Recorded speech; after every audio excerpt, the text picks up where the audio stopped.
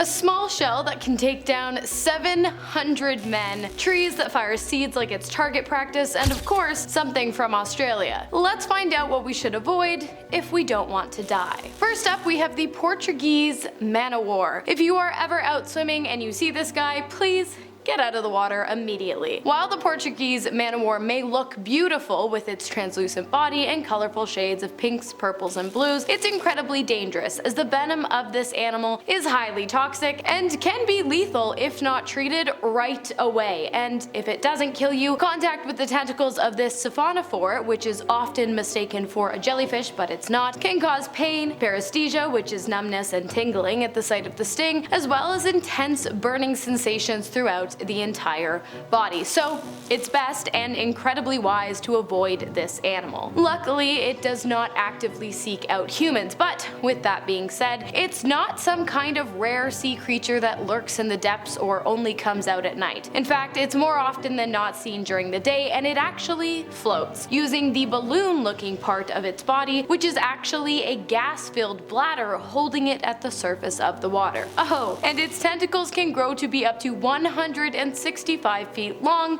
so yeah, do not touch or else. From surf to turf, I don't know if you can call a scorpion turf, but next up we have the Indian red scorpion, also known as Hottentotta tamulus. What a name.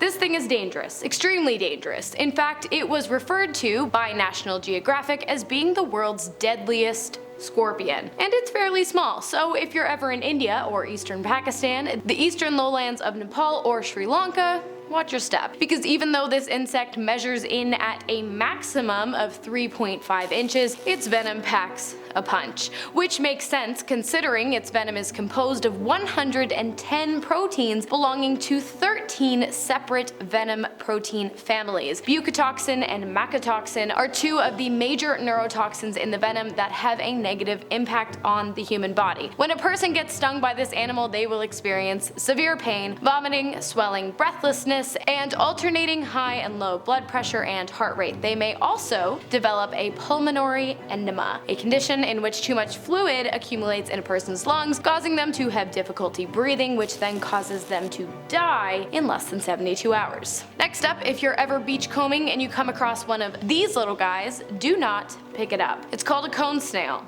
and it can kill you. How? When the animal is threatened, it will extend a long probe-like flexible tube called a proboscis. I don't know if I'm pronouncing that correctly. Proboscis, who knows? Anyways, it extends this proboscis out of its shell and then fires a venomous harpoon-like spike at its intended target with surprisingly good accuracy. Oh, and the harpoon is obviously loaded with a complex mix of neurotoxins. So complex that not only can it kill you, but also as of yet no one has been able to come up with an anti-venom for this toxic combination. The toxins are designed to target specific channels in the body as well as nerve receptors, causing extreme pain, muscle paralysis, blurred or double vision, respiratory paralysis, and of course in many cases, death. In fact, it has been said that the venom of a single cone snail would not only kill one person, but rather it potentially has the power to kill 700 with its neurotoxic venom. Stay away from it. Next up, the blue-ringed octopus. I promise this list is not actually all sea creatures, but the ocean is an incredibly dangerous place. The blue-ringed octopus is named after its appearance. It's covered in tiny blue rings, which is a good thing for us because it's distinctive, and now that you've seen this video, you can know that anytime you see a tiny little octopus covered in blue rings, do not engage. Well, if you see it. These things grow to be about 10 centimeters max, which is like 4 inches, so they're easy to miss. But you don't want to miss them. 1, they're beautiful, so it might be cool to catch a glimpse of one from a distance, and 2, you want to know where they are so that you can keep a safe distance. When the blue-ringed octopus is threatened, it will release its venom either by biting potential predators and injecting the venom directly into the wound, or releasing venom into the waters for it to be absorbed through the gills of its prey. If its neurotoxic venom, tetrodotoxin, which is reported to be over 1,000 times more toxic than cyanide, enters your bloodstream, it would block the transmission of nerve impulses, which basically means your muscles wouldn't be able to contract, which means your heart would stop working, dying, which obviously means you would die. So I say again, do not touch this thing if you do not want to die a slow and painful death. The blue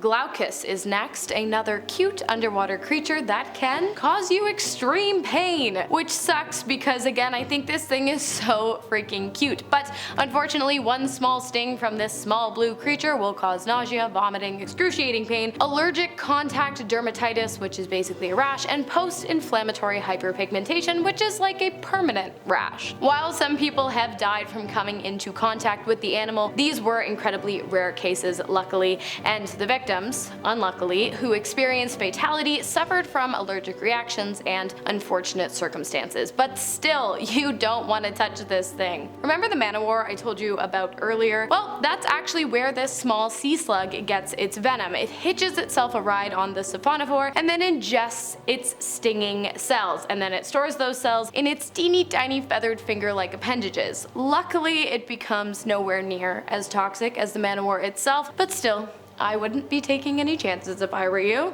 Moving away from the ocean, and animals as a whole actually, we have the Manchineel Tree, aka the deadliest tree on Earth. It's poisonous, but not just its fruit. Every single part of this tree has the potential to cause some serious damage to whoever is unfortunate enough to even touch it. Just laying a hand on the tree can cause severe medical problems such as blistering burns and inflammation. Also, if this thing catches fire, the smoke will seriously burn your eyes and nose. As for the fruit, it's small, it smells sweet, and it tastes sweet too. If you were to take a bite, soon after biting into the Manchineel beach apple, it would begin to taste peppery, and then a tearing, burning sensation would occur in the mouth and throat as they begin to blister and swell, making it almost impossible to swallow or breathe if not treated right away.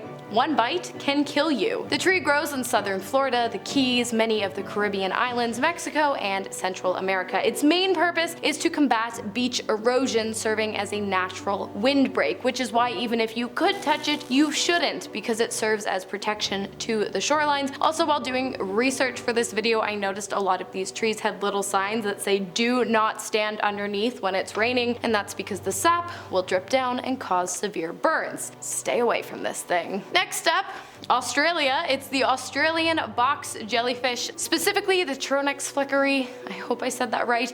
It's an almost invisible creature that can make your life disappear. The animal can sting you at 210 and have you dead by 215. 5 minutes is all it takes for the venom to send a person into cardiac arrest. 5 minutes of burning pain, welting, and muscle paralysis. The animal can grow to be 1 foot in diameter, so like the bell at the top, with thick tentacles that can grow up to be 10 feet long, but its translucent body makes it incredibly hard to spot, especially in rough or murky waters. They're often found in coastal waters from northern Australia and New Guinea to Indonesia, Cambodia, Malaysia, Singapore, the Philippines, and Vietnam, so really no one is safe. For the love of God, avoid this thing like the plague. Okay, next on the list, pufferfish. Cute? Yes. Cuddly? Maybe. Deadly? Absolutely. I actually used to catch pufferfish when I went dock fishing as a little girl, but I did not know then what I know now. And lucky for me, I never managed to catch a Tora fugu pufferfish, aka the tiger pufferfish, aka the most poisonous pufferfish out there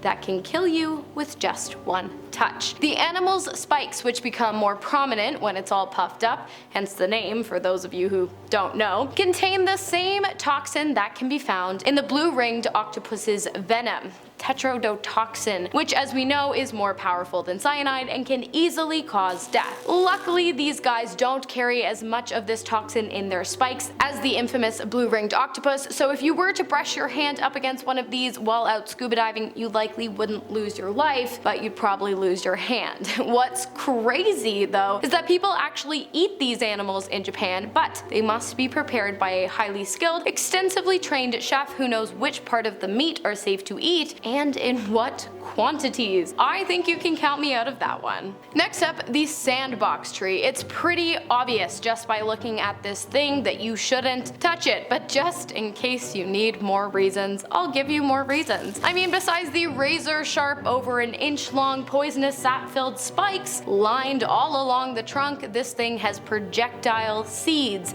that explode and fire their seeds at speeds of up to 160 miles per hour or 250 kilometers, meaning that the 2-centimeter seeds could easily take out an eye and cause a variety of other injuries, especially to younger humans and animals. So, razor sharp spikes, poisonous sap, seeds that fire like a handheld weapon. What am I missing? Oh yeah, the Sandbox Tree's fruit, which is also poisonous obviously. If you were to be so naive as to assume that despite all of these defense techniques, this tree has forgotten to defend its fruit, and you decide to take a bite of it, you would almost immediately experience pain, cramps, and anything you've eaten in the past 24 hours would quickly come out of both ends. Read the title, do not touch. And finally, to finish off our list today, we have the Synanceia verrucosa, aka the Stonefish. This animal is a master of camouflage, and it also really enjoys hanging out on the muddy or rocky floors of shallow waters. So watch your step while exploring the shores of the Western Pacific, the Indian Ocean, the Red Sea, coastal Africa, French Polynesia, southern Japan, and Taiwan. Again, no one is safe. If you were to accidentally step on this fish, they would use their needle-like dorsal fin spikes to sting you, administering a powerful venom that is incredibly painful and, of course, in some cases lethal. If it doesn't kill you, you might consider yourself extremely lucky. Once you've gotten past the extreme pain, skeletal muscle paralysis, seizures, convulsions, respiratory arrest, and damage to the cardiovascular system, that is. Funny enough, like the pufferfish, this animal is also considered to be a delicacy in certain parts of Asia and can be eaten without any worry as long as its venomous spines are carefully removed. Again, I don't really think I would take that chance, but if you would, let me know down below. Alright, that was informative. Go ahead and share this video with a friend who likes to touch things. That's